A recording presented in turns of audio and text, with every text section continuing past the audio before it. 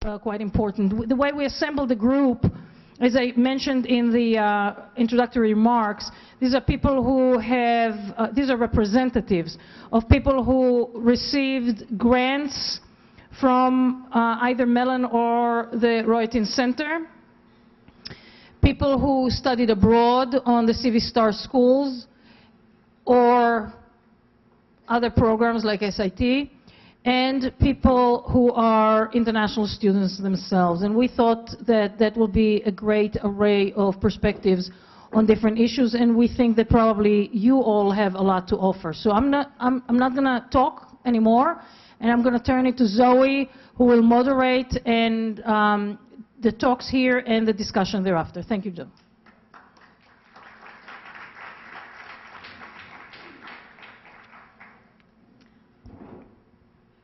Hi, everybody, and welcome. My name is Zoe Hamilton, and I'm going to be moderating this panel.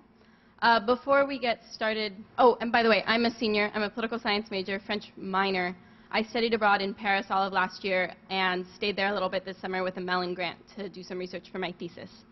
So I'm going to briefly introduce each of these panelists and what they're going to talk about before I give them the floor, and I'm going to introduce them in the order they're going to present. Each panelist will be given 5 minutes, and at the end we're going to have a question and answer session. So if you have any questions, save them to the end. So first we're going to hear from Hilary Chutter-Ames, who is a Russian and political science major. She studied abroad in Moscow all of last year, and while she was there, she interned with the MacArthur Foundation. Today she'll be talking about Princeton and Project Runway in Russia. Next you'll be hearing from Petr Knor, who is a political science major. He went to the United World College in Bosnia and Herzegovina from 2009 to 2011. He was born in Prague, the Czechoslovak Federal Republic, to a mixed Czechoslovak couple. And he was born the same day as Bosnia and Herzegovina, 3 years after communism fell in Eastern Europe, 19 days before the first McDonald's opened in Czechoslovakia, and 10 months before Czechoslovakia fell apart. Today he will be telling you about McDonald's, Starbucks, and Hollywood. Next you will be hearing from Sam Koplinka-Loeh. Sam is a senior here at Middlebury College, an independent scholar. Sam's major is titled Environmental Justice. Sam will be on trial in the next 2 weeks with charges for suspension for calling the college to live up to its values and divest from the war and environmental destruction. Sam's talk will focus on these intersections. Next you'll be hearing from Rhubini Kunasegaran, who is a film and media culture major with a minor in South Asian Studies. She is originally from Singapore, but studied at the Lester B. Pearson United World College in Canada, and she interned in Sri Lanka last summer. Today, she'll be talking about cultural imperialism, specifically in Southeast Asia. Anil Menon will be speaking next. He is an economics and history major who was born and brought up in Kerala, India. He attended the Manahindra United World College of India between 2006 and 2008. His research for his history thesis took him to the British Library Archives in December, and this past year and this past August. His perspectives today come from what he observed around him and what he recognizes as the limitations in making any assessment on global issues like the US influence from a sample size as small as we have here at Middlebury. And finally, we'll hear from Kyle Warner, who is a sociology anthropology major with a minor in African studies. He studied in Tanzania at the School for International Training and continued research there this past summer on identity creation and the ethnogenesis through a Mellon Foundation grant. Today he will be talking about US culture in Tanzania. So I'm going to turn it over to Hilary now, and we'll see you afterwards for a question and answer session.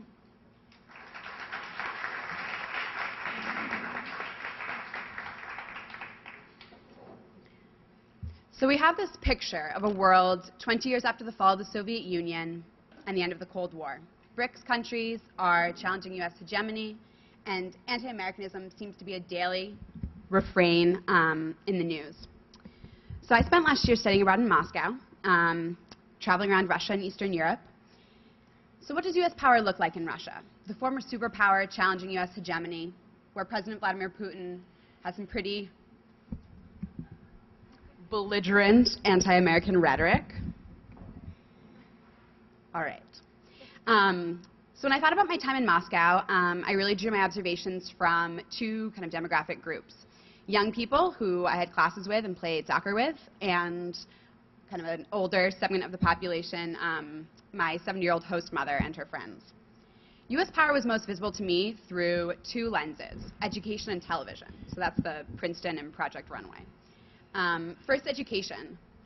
Russians really revere American institutions of higher education. Young Russians know Princeton, Columbia, Harvard. They're really name brands, and they would really love to attend one of these institutions.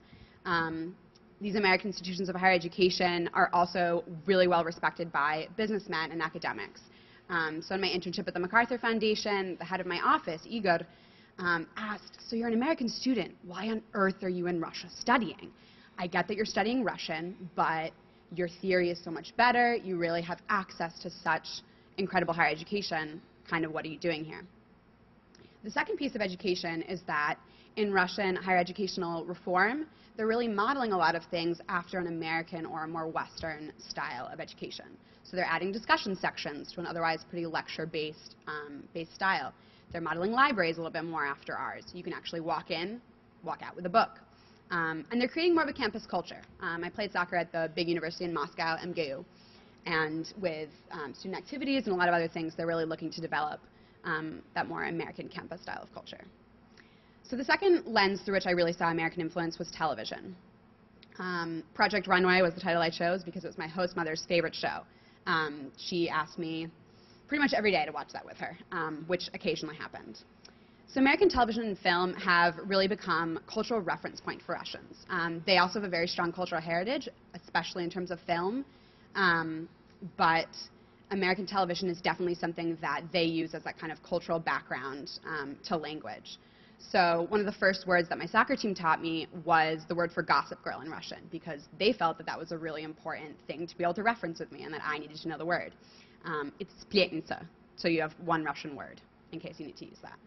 And TV also really shapes perceptions of the US and Russia. My friend Maya asked, does the head cheerleader always date the captain of the football team? Like, does that really happen? And I said, well, often it actually does, but it's not actually a rule. This is just a stereotype. So how global is US power? Putin really accuses the State Department of funding or fomenting pretty much any instance of protest in the US. And I would argue that the reach of US power is not quite that long. I think I said the State Department does not have sufficient funds to really fund each of those instances of protest. But the influence of US educational norms and models and this kind of permeation of television as a real cultural reference point, to me demonstrate that US global influence really does have a far reach in the former Soviet Union in this geopolitical context. So some of my fellow panelists will soon present. American influence can have very negative implications in terms of cultural imperialism. In Russia, I would really argue that this American educational and cultural influence has some really positive implications. For my host mother's generation, US educational and cultural influence really counterbalances a lot of Cold War stereotypes and rhetoric, I think in a very positive way. And for younger generations, I think this cultural influence does a lot to balance political skepticism and some of this anti-American rhetoric on the part of Putin and other regime members. So there you have it. Education and cultural influence definitely demonstrate to me the global reach of US power into the former Soviet Union and in Russia, just not quite as long a reach as Putin might have us believe. Thank you.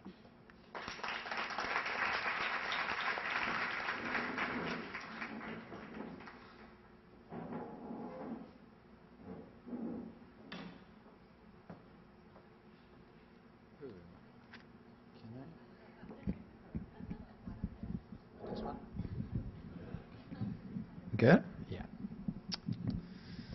Oh, good evening, everyone. Well, I'm going to repeat what Zoe said a bit. I'm from Prague, the Czech Republic. I was born 3 years after communism in Eastern Europe fell apart. And I was born 19 days before first McDonald's opened in Czechoslovakia. I was the first generation in decades to grow up in market economy.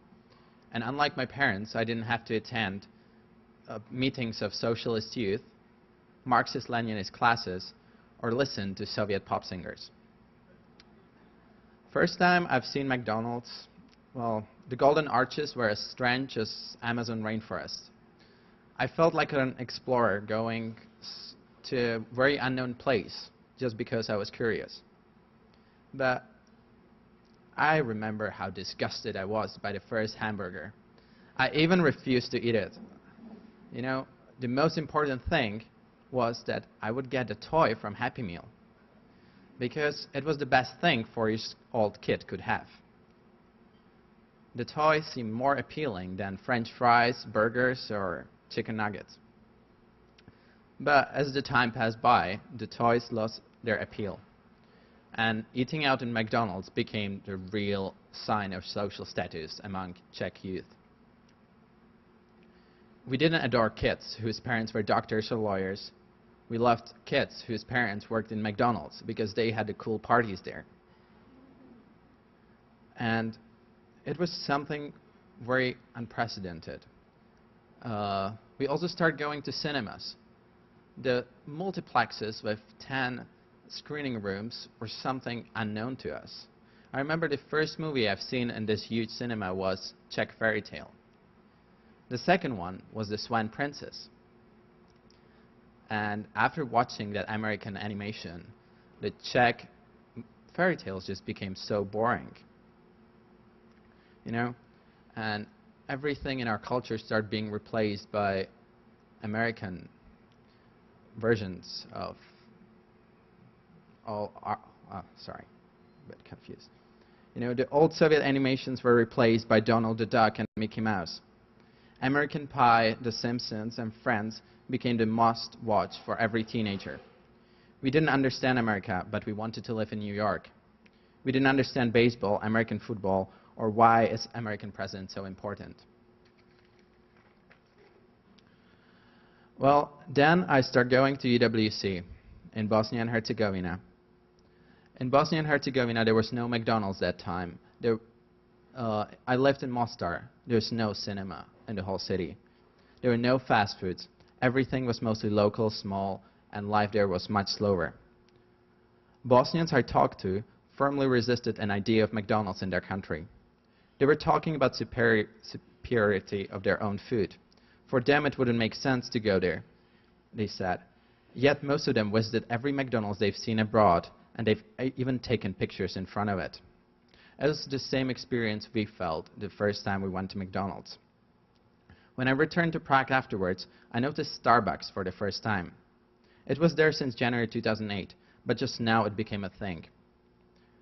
The small green cups of coffee became a symbol of social status. McDonald's was now a normal thing.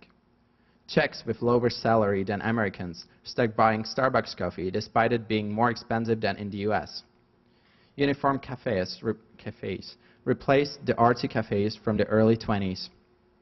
I started noticing how the Czech lifestyle changes. While I was the first generation growing up on McDonald's and Hollywood movies, my brothers also had Starbucks, How I Met Your Mother, Counter-Strike, Quicksilver, and tons of others. While I used to visit theater, ballet, or opera once a month, my 15-year-old brother's idea of culture is the latest Hollywood blockbuster. Everything started becoming more mainstream, and the biggest revelation was when my Dutch friend told me that Prague feels like Western Europe. When I returned to Bosnia and Herzegovina in May 2012, I passed the newly opened McDonald's. It was the second McDonald's in the whole country. It was overcrowded, expensive compared to other places to eat. Nobody really talked against it anymore. Similarly to the Czech Republic, it became part of the lifestyle. Like Hollywood movies and Starbucks, it became a symbol of a status, a must-do for everyone. But these companies also got adjusted to us. McDonald's sells beer in the Czech Republic. Hollywood movies get synchronized, and Starbucks is just fighting our way into our mindsets. We don't prepare our own food every day anymore. We eat at McDonald's. but we still drink more beer than Coke. We wear skinny jeans. Sorry. And kids know to check fairy tales. McDonald's, Starbucks, and Hollywood, similarly to European brands like Zara or Mango, filled the empty space that was left there after communism left and became a big part of the Czech culture. The golden hammer and sickle were replaced by the golden arches. However, the question is, didn't we just replace one brainwash with another?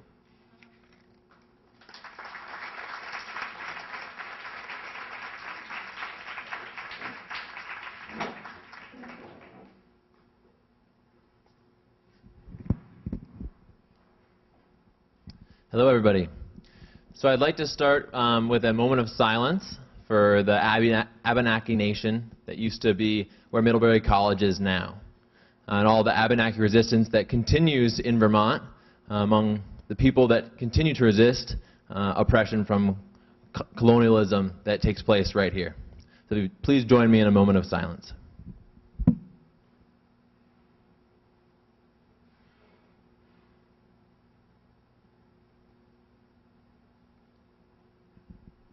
Thank you. We've heard today from many different distinguished scholars talking about the idea of global U.S. power and dominance. And I would like to speak a few moments about resistance to dominance. Right here at Middlebury, we actually have a resistance movement in full swing. We have a group of students that have been working in and out to talk about the ways in which our endowment funds war and environmental destruction around the globe, the way in which we are implicated within a U.S. system of dominance even here at Middlebury College. This is a reality that is often not faced or talked about. It often makes people uncomfortable. Even the fact that I'm speaking about it right now might make you uncomfortable. So these are some of the realities that are taking place around us, but also is implicated within a much larger system of resistance as well. My own ideologies have been informed by opportunities to go to China this past summer. And thinking about environmental injustice in China, the coming together of environmental sustainability in one realm, relocation, forced command economy policies, all bringing into question the ways in which people are resisting the ways in which dominance is put upon them. So to take a moment stepping back so I can kind of also collect my thoughts, I want to reach out to all of you. And the question I have is, who has heard of environmental justice before? So we have about maybe half the room.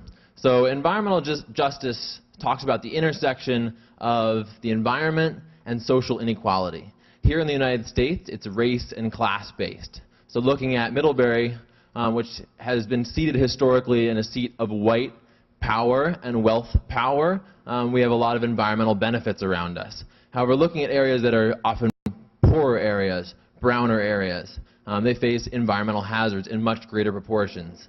You can look at the average city and you'll see environmental toxins, specifically in areas that are in brown and poor areas of a given city, while white and wealthy areas of a city are protected from those given toxins. So that's the history, kind of as a brief overview of environmental racism, and that's like a gross injustice to environmental racism. So taking that into account, I want to also shift thinking about China. And my work in China this summer was looking at the ways in which dams are being built. And in China, in Yunnan province, which is at the southwest corner, the amount of dams that are, the 33 dams that are proposed for the province, which is the same combined capacity to the entire history of dam building in the United States. And those 33 dams are planned to be built in the next 15 years, relocating close to, let's see, the Three Gorges Dam has already, alone in one dam, relocated over 1 million people. So thinking about 33 dams, the sheer number of combined people that are going to be forcibly relocated. Now in China, there are many different ways in which environmental inequality manifests. While it doesn't always come down along race and class lines as it does in the United States, there are other ways in which social inequality interacts with environmental problems. But again, I want to come back to this issue of resistance. So I spoke a moment about Middlebury College students resisting the ways in which our endowment funds war and environmental destruction. Think about the Abenaki resisting colonialism here in Vermont. You can also look at dam building in the United States and people who were pushed out by dams being built. And this dams is specifically interesting because it sits at two issues of justice. And one is climate justice, which is the United States and China are both at about the same amount of carbon emissions right now. And we consume, Professor Horning earlier in the day talked about the consumption of natural resources as leading to the imploding of our world in the next 50 years. We can think about this also with the consumption of resources by US and China and the carbon emissions, and how it's unjust how much carbon emissions both countries are releasing into the atmosphere. Now, dams sit both at the forefront of people thinking about renewable energy and moving towards a quote-unquote clean economy. And they also sit on the other side of having a long history of displacing people around the globe. So it's the nexus of both climate justice, saying countries should be working towards making sure that every citizen of the planet has a share piece in a future that is not dictated by climate change. And also, it sits at the pinnacle of forced relocation and top-down decisions. Oh, well, there it is. That's my talk. And there's stop.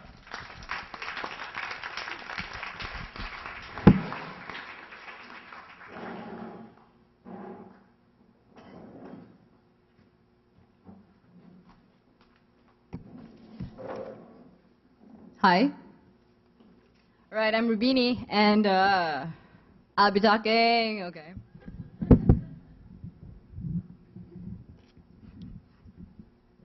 Yeah? Cool. All right. Now you can start my time.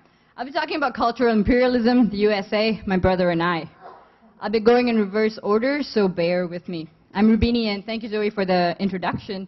I am from Singapore, which is a city-state country located in the Southeast Asian region of the world. We have been dubbed a couple of things over the years. One of it is we are called the pain in the ass of Malaysia, the Disneyland with the death penalty, and Asia for beginners. So this is because of our special melange of, how we're the place where East meets the West. We're a multi-ethnic society. We're 47 years old as a country. And we comprise of majority Chinese, 15% Malays, a minority Indians, 7%, that's me, and a small number of Eurasians left after the colonial thing. I belong, anyways, I've said that. So the Indians have been there for 4 generations. Thank you, East India Company. And right now, Singapore has a population of about 5.3 million. So this is where I give you the disclaimer. I'm quite a strange person and an oddball, and my perspective is not at all representative of a larger Singaporean perspective. So take it with a lot of salt. Growing up, I grew up in a lower middle class family. My parents are not college educated, and we grew up in a predominantly Tamil-speaking home. Tamil is a South Indian language. I grew up consuming Tamil or Singaporean food, music, movies, and I was totally disinterested and disengaged with anything English. I mean, I went to English medium school and I learned English. I read English books, watched cartoons, and read books. But this just further reinforced how distant this culture and these people are. So I was never really into that. I was more of a curry and rice girl, and I enjoyed Tamil music tremendously. Never really could understand what English songs were saying or what they were referring to. So I didn't really engage like that. The US came alive for me when 9/11 happened. My friend called me and said, switch on the TV, and I switched it on, and there was all these things going on, and I was like, is this a movie? I was shocked. Everybody was talking about it. My parents were talking about it. My neighbors were talking about it. My Muslim friends were kind of worried. Then I understood this country is big, and whatever happens there has some sort of resonance everywhere else. So Singapore is pretty pro-US politically and economically. Socially, I'll talk about it later. But so I comfortably slid into that pro-US stance for a while. And then I went to the United World Colleges, where this is an entirely different thing, and my views got radically challenged and shifted and continue to develop and grow as I live here.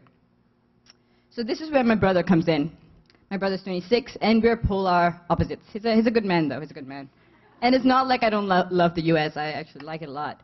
We grew up in the same home, had similar educations, we both smoked Marlboros, and we have the same parents. But our views in America are very different. He always loved the USA. He was fascinated with the nation, so free and liberal. As you can see, the cultural imaginary propagated of the USA elsewhere and outside the US might not exactly be reflective of what is the US from inside. My brother's fascination began with Nancy Drew, moving to the Godfather trilogy, Taxi Driver, Clint Eastwood, Quentin Tarantino. He's a film student himself. And he listened to Metallica and Linkin Park while we were living in the same house. I don't know how that happened. My brother eats, drinks, dreams, and lives America. He celebrates the empire of cool that Petr talked about, and USA, and whatever it is established. And he loves the entire notion of sex, drugs, and rock and roll. I mean, I like it too. He made his first pilgrimage to the USA for the first time a few years ago, and he was entirely convinced that he was born in the wrong country. He said, the USA smells of freedom. He returned to Singapore and vowed to return home to America. Well, he's a very interesting guy, and you all should meet him, but the point I'm trying to make here is that he's not alone. There is a significant number of young Singaporeans like himself who worship the culture and the empire of cool. American movies, the USA movies, music, food, values. So I wonder how much of young Singaporeans' fascination with the USA comes as a reaction to Singapore's culturally conservative stance. Whilst my brother returns to Singapore and professes love for America, I return year after year more puzzled than the year before. My peers are even more puzzled and kind of disappointed with me. They're like, why don't you have an accent? I think that's kind of cool or something, I don't know. You don't like Starbucks, you don't like McDonald's, you haven't watched the Hunger Games, you come from the land of the apple and you don't have an iPhone? What is wrong with you? To be honest, I don't know. After my brush with the USA, they're wondering why my criticism, oh no, of the USA has not grown sharper or stronger. But freedom of speech in Singapore is curbed and strictly monitored. Political freedoms are minimal, and the penal code criminalizing homosexuality still remains. And Singapore is very much still with corporal punishment. So I'm not for all these things, but I understand where they come from.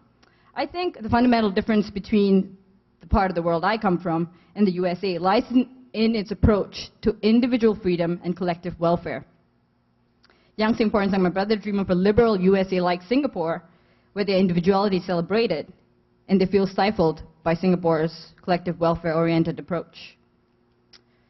So I'll leave you with a few questions to munch on. Does the US have any control over the transmission of its culture? Does it play out a superior morality to coerce others into following or submission? And can it do anything to recognize and accept differences in different cultures, both within and without? Thank you. Thank you.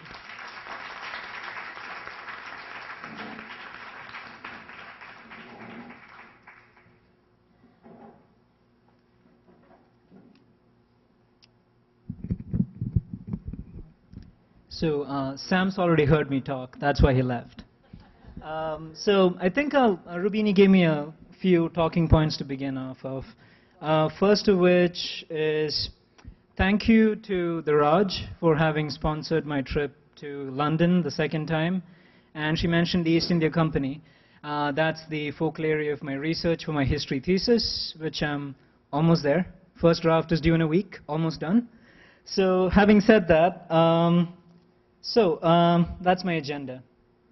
I'm thinking of talking about how confidence is an important aspect of US influence, and how, in many ways, the reverse of how is US influencing other countries. Rather, I'm going to take it for granted that the US does influence other countries.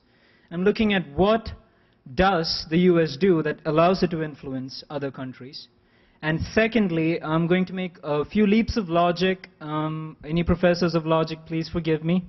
And a few generalizations about my observances from Middlebury, and then applying that to the larger United States of America. And in doing that, I think I'll use anecdotal evidence and observations I've made while at Middlebury. So, sophomore year, I take a course called Microtheory, not with Professor Pyle, but with another professor of economics. And 2 midterms later, we have the final. and it's 7 open-ended questions. I come out of the exam, my upbringing has been my cultural upbringing has been somewhere. I've always been asked to focus on ideas of humility. Being humble is highly valued. I come out of this examination thinking, hey, I think I did okay. You know, they were open-ended questions, could have gone either ways. I walk out and I see some American students going, oh, I totally aced that exam. It was like so easy. I think it was a joke. I'm like, wow, it's the majority of the class is thinking that was a joke in an easy exam. But the professor did tell us the grade distribution is such that that number of students could not have aced this exam. I go talk to a few of my friends who happen to be international students. They're like, yeah, we've seen this inherent sense of self-belief. In many ways, that is common to a lot of students I know at Middlebury, American students in particular, and it is this idea, this belief in self that pushes them and in many ways dictates the way they behave. And I'm not blaming or accusing or judgment is not something I aim through this talk. All I'm saying is that is something I've noted, and in many ways that is something that guides the behavior of many students at Middlebury. Now, how does that play a role? Well, here's the leap of logic part. Let's assume that the driving of public policy, or rather the people who drive public policy in this country, come from elite educational institutions like Middlebury, the Harvards, the Yales, the Princetons, the Columbias, and name them. These individuals, if let's say, share the very similar value structures of confidence that I named, then we have a situation where policy is being driven by an innate belief in the self. And how does that influence US influence? Sorry about that. And just the idea that one needs to view this justification of there's no need for justification because it is innately assumed that what is decided upon by the United States is correct. That view might have been challenged in recent years with the financial crisis, and that is not something I would get into, but and then again, something else that I was talking to a friend of mine today about this issue, and I was telling him I'm going to talk in front of an audience, and he said, well, here's a talk I heard at TED Talks.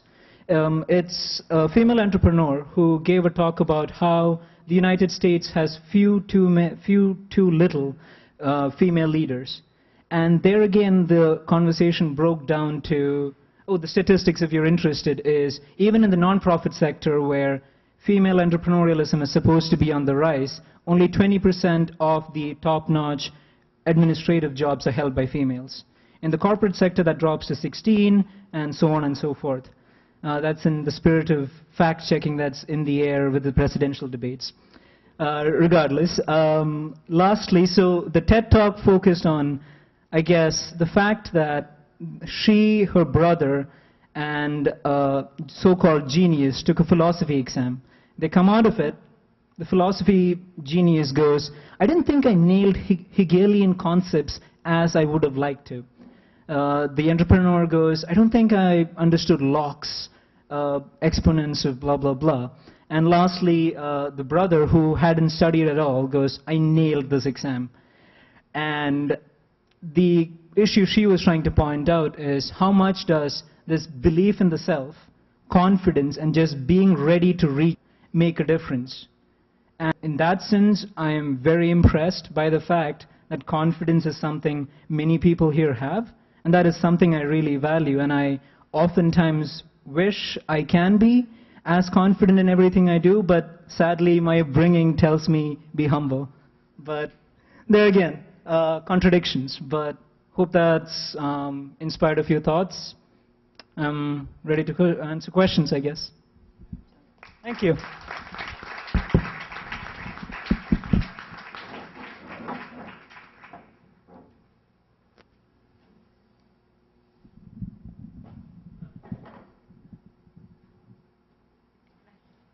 So my name is Kyle Warner. Hello? Okay. So my name is Kyle Warner. Thank you, Zoe, for the introduction earlier on. I'm a sociology and anthropology major here with a minor in African studies. And I spent kind of most of this past year in Tanzania studying abroad and then actually using a Mellon Foundation grant later to continue with my research. And kind of I saw some interesting things in terms of culture and the way that U.S. culture influences Tanzania. I'd like to start off with an example of that. So this is a conga. It's a wrap that women wear around their waists, like so. And you might recognize that fellow. So kind of what I saw a lot with kind of U.S. culture exemplified in Tanzanian culture was this pop culture idea, where they were taking these kind of larger ideas and creating these pop culture phenomenon like this in a variety of different ways. And I think this kind of comes from 2 points of influence. The first one I want to talk about is this idea of kind of top-down influence and kind of the relation of how the U.S. I'm just going to take this out of. Does that work? Sorry. How the U.S. Actually kind of influences Tanzania on a large scale. Because what I saw wasn't really this influence that was kind of on the ground level, you know, everyday life being affected by what the U.S. did. It was kind of these large projects, aid, development, investment. These were the things that the U.S. actually kind of had influence over, these political and economic discourses throughout Tanzania, and kind of the way that Tanzania fell into the geographical and kind of global economic system, fell into these kind of large-scale things, not these small, local ideas of kind of the U.S. power. So what this kind of did was, what I saw beginning to kind of shape were these layers. There were layers of influence that as you got further and further down these layers, down to kind of that base level, the average Tanzanian, you start to lose things. So at the very top level, these politicians, people that were actually involved in kind of these big investment projects, the large companies that were invested heavily there, these Tanzanians had a much bigger connection to the U.S. And they could access the U.S. by actually going there. So they had a much more kind of awareness of U.S. culture and much more were exemplifying it. However, as you went further down these levels, you start to find that only the big ideas get through. Example, Barack Obama. Very popular guy there, because he's a Kenyan, of course. But they just love him. But it's these big things that they kind of understand about the U.S. that are then exemplified in their own culture in certain ways. But the way they're exemplified isn't through kind of the ways that we see Barack Obama as a president, as a leader, as somebody who's supposed to be kind of leading this country and moving us forward. They view him as kind of this figure, this figurehead of what America means. So this happens through pop culture, and what I really saw is kind of we're going to use the top level as economic and political discourse, then the bottom level will be media culture discourse. And that's kind of where I actually saw U.S. culture influencing Tanzania's on a personal level. You can go all over Tanzania, anybody who has a TV is often, if they have the cable or whatever, they would often be playing MTV. I actually went to a rather remote village, and by remote I don't mean way off in the middle of nowhere. There were cars going through, they had cell service, things of that nature, but I remember some kid coming up to me with a wooden kind of shaped gun and going bang, bang, bang, and I asked him what his name was, and he said, Chuck Norris. So there is kind of these two different levels and these two different kind of ways that U.S. culture is actually influencing Tanzania, and I think that it's actually kind of this media culture and this pop culture that's created by a lot of our media outlets, MTV, even CNN, that's actually the way that Tanzania's kind of reinterpreted these big ideas. So through this media culture, through this pop cultural influence, you see certain things like Barack Obama turning into a pop culture figure. There's also a system of transport called dala-dalas. These are essentially kind of like the college vans, but imagine them going really, really fast, full of about 28 people. As you can imagine, I don't really fit well in these things. But all of them kind of had rappers or some kind of figure in kind of U.S. media culture kind of plastered on the side. A lot of them made call-outs to different soccer teams in Europe. So it was kind of an interesting way that these pop culture phenomena actually came through. I think part of this also has to do with agency. So what does the U.S. actually mean to these people? It doesn't mean the same thing that it means to us, clearly, as we probably all kind of realize by now. But what it does mean is kind of agency. It's this ability to actually show social status, as a few of the other panelists will talk about, that by kind of being able to obtain something about America, being able to use a cell phone, being able to have a television, being able to wear a conga that shows President Obama, is kind of a way of showing your social status, showing your agency, and actually achieving some connection to the American dream. Just a reinterpretation of that dream to kind of meet the needs of local Tanzanians. So that's what I kind of view culture as, and I hope that kind of helps the discussion move forward. But essentially I view that this culture has kind of been recreated through a different discourse of both pop culture and larger structures of culture and political influence that have affected Tanzania from a top-down and at the bottom level approach.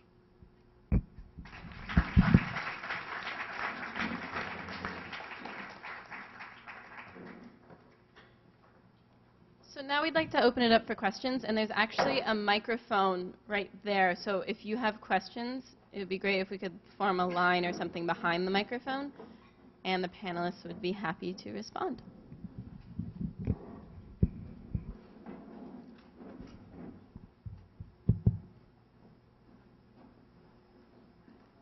No questions? Anil?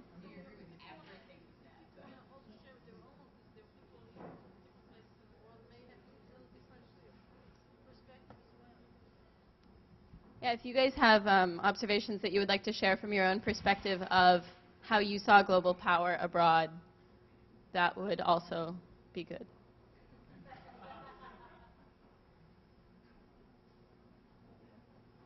Thanks, Claire. Hello, I'm Claire, for anyone that doesn't know me, hi.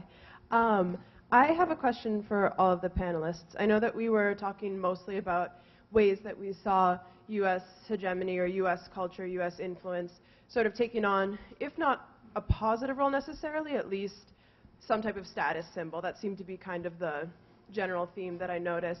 One thing, though, that I would say was different with my study abroad experience when I went to Argentina was that there was some of that status. Also, in the university that I was studying, there was a very concentrated effort to combat that, to come against it, to sort of say, no, we're not looking at this from an American perspective. We're looking at our hemisphere as a completely different paradigm. And there was very much this conscious effort to get rid of that type of influence.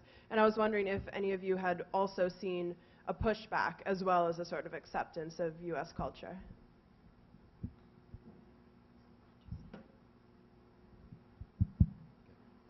Well, actually, I was talking about Czech people in general, but you got a huge group of people who is against the mainstream culture. You get people who go to small cinemas and they would watch French movies or German movies or small American productions, or you got people who refuse to go to McDonald's or people who refuse to go to Starbucks, and they would rather go to some local small cafes or restaurants. I think it's similar to here. Like at Middlebury College, you got a lot of people who refuse to go to McDonald's, who refuse to support corporations, and you get the same everywhere.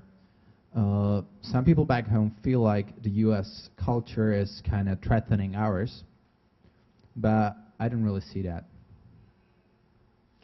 Yeah, I actually, when I was abroad in France this past year, a lot of the students I saw had this dual fascination with American culture and at the same time repulsion. Like they had curiosity about it, but at the same time they claimed to not like it at all. So I mean, at least from my experience, I saw that dualism in the attitudes. Again, at risk of generalizing. So I come from Kerala in India, that's the very south of India, and there is what I would call, again, a dual existence where political parties which base themselves of cultural conservatism reject and repel pretty much ideas of the American West. But then at the individual level, there is an embracing of the TV shows, the movies, the drinks. And so it's this system where you need to, the culture permeates till it reaches a critical mass, at which point the society as a whole decides, okay, it is fine to now think of ourselves as integrating with that system. At least that's how I view it. So. Yeah, I didn't see as much resistance as maybe in some other areas, and I think that's partly because of the area that I was in Tanzania. It's a big tourist area, and they had a lot of different groups from outside groups coming in. And time again, I talked to a variety of different people who were guides, and a lot of them said that they liked Americans best. And I think that's one of the reasons why America still has some influence there and still has some kind of cultural attainability, because other groups they viewed as kind of rude. They mentioned France a lot as being really rude. Germans being very strict, and the Chinese were also very rude and racist, which is of course is something that happened with colonial discourse, but at the same time they seem to view Americans in a better light, and I think that kind of causes American culture to want to be obtained and continued. Hi, I'm Jamie. I'm new to International and Global Studies, also in African Studies too. I had a question about your individual experiences. I guess this is more to the American students, because I'm hearing a lot about artifacts of American culture as being American culture. And I'm wondering how you came to view or understand what American culture was apart from those artifacts in the places you were. Because in my own experience, being abroad for long periods of time gave me an understanding of what it was to be American from within, but then also what other people were imagining as American as well. So I'd say apart from the kind of cultural artifacts, seeing Project Runway, hearing people talk about Princeton, one piece that I really learned to articulate more after my time in Russia that I took as a particularly American trait was how I approached friendship. So at Middlebury, I go about my daily life, I'll meet a friend for dinner, and then I'll go off and do my work. In Russia, I would go to soccer practice, we'd play soccer.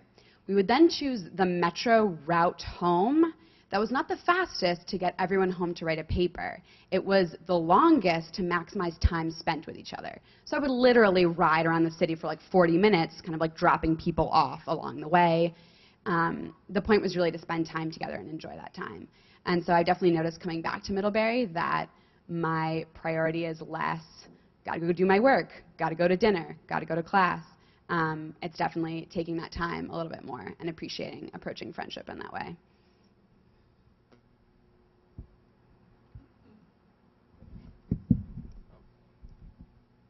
Spot. I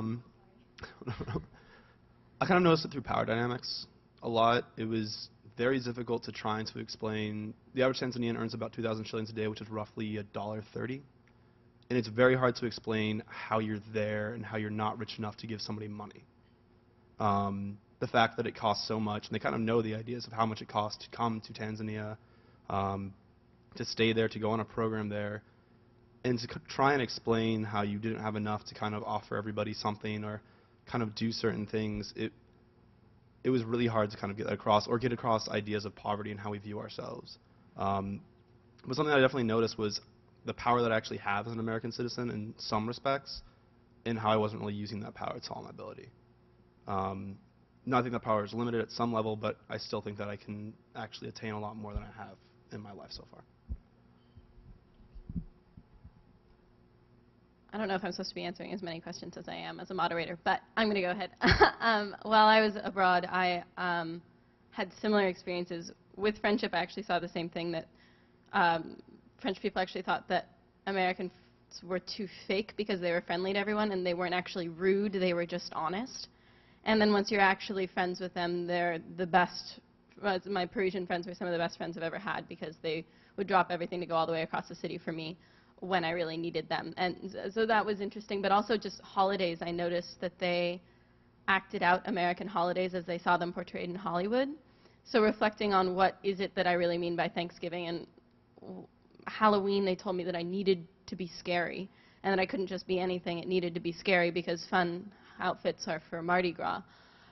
So learning a little bit of their perceptions of our rituals that we do, and questioning what those mean, and then even questioning norms that I had come to accept, like how could you possibly pay that much for higher education? We don't pay that much.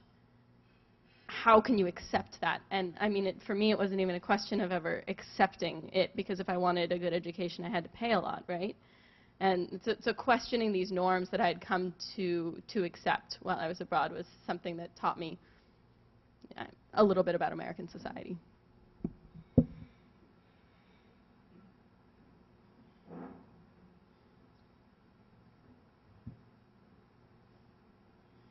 Hi, I'm Jeff Lundstedt, and I teach in IGS. Timmy, I got the G in. I hope you're happy. And I wanted to offer a historical perspective on this. First, talk about, for those who were at the panel this afternoon, the speakers talked about political and economic power and military power of the U.S., but not about cultural power. And the general perspective was that at least the relative power, if not the absolute power of the U.S., was declining. And you've talked about cultural power, and I would say that the general perspective you offered was that, for better or worse, the cultural power of the U.S. has increased dramatically. Now, I first went overseas in 1967. I went around the world. I lived for 3 months each in Germany, India, and Japan. And that was a time when U.S. political, economic, military power was at its height. And cultural influence was almost nil. If you went to Germany in 1967, as I did, there were no American movies showing. There was no American television. If you asked somebody who was going to win the NBA, they wouldn't have even known what sport you were talking about, much less to talk about when I was in India, which was so much further removed. So I find this very interesting that as we see political and economic power declining, at least in relative terms, we see cultural power increasing. And I just leave you with that there's been a huge shift and almost going in opposite directions. And to me, how interesting that is.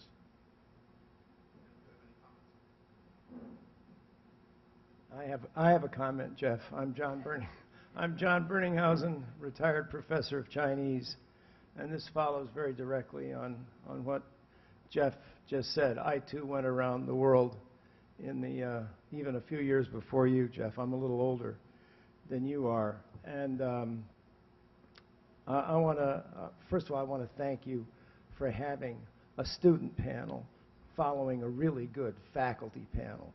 To me, this is a model of what college should be like, and I'm thrilled to hear your voices and to have your perspectives, which I think have amplified what we heard from the faculty panel this afternoon, and thanks to the organization of this, whoever was involved in setting it up to function this way. It really moves me. We haven't had enough of this, and we need to have this go on and be more.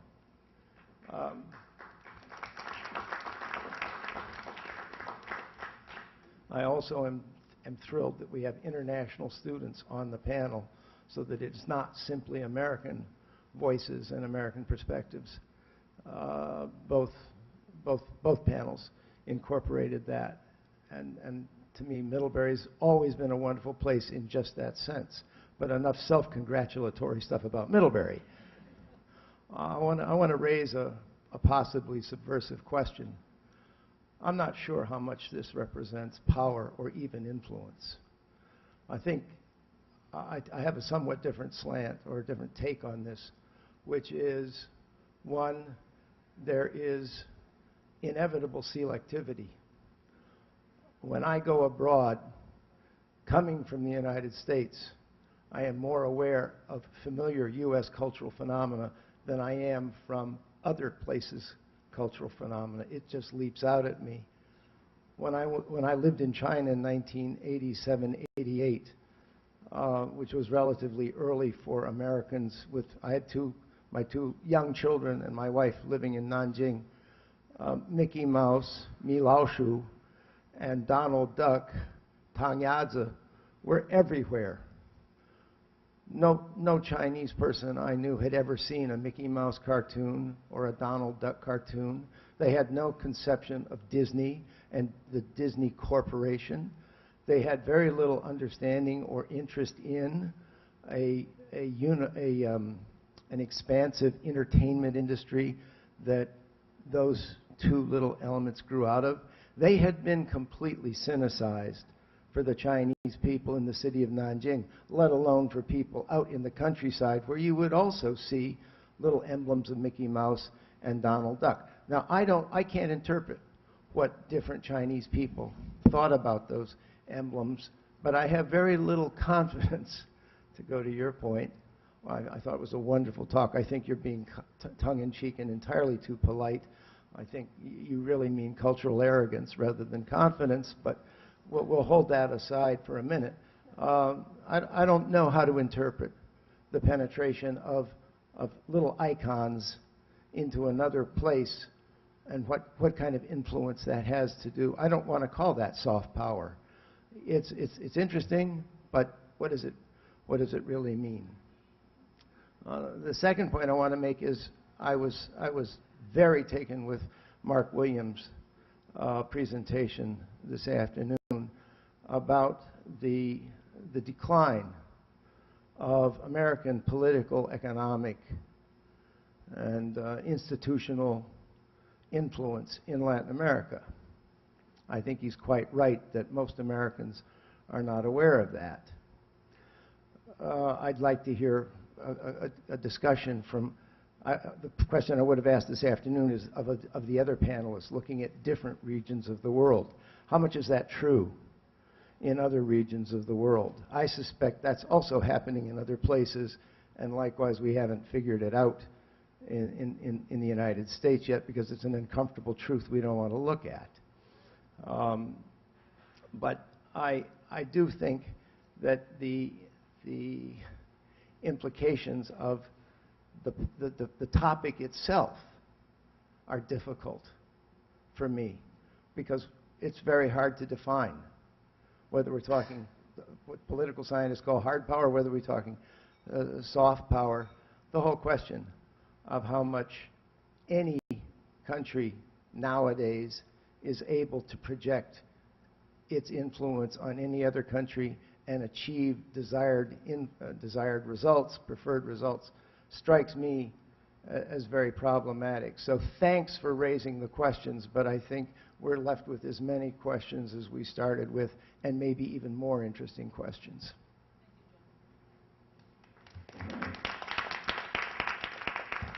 So I think that's actually all the time we have tonight. So thank you everyone for coming.